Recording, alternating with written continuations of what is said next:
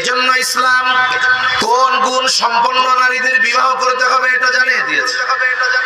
রাসূল আকরাম সাল্লাল্লাহু আলাইহি ওয়াসাল্লাম বলেন, তুনকাহুল মারআতু লিআরবাঈন, চারটি জিনিস দেখে নারীদের বিবাহ করা হয়।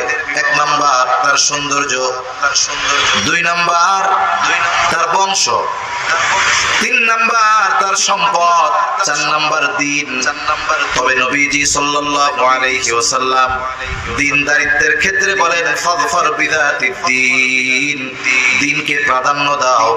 বাকি তিনটা আছে, সম্পদ আছে, সৌন্দর্য আছে, উচ্চবংশীয়, কিন্তু দ্বীনদারিত্ব নাই, ওই দিকে যেও না।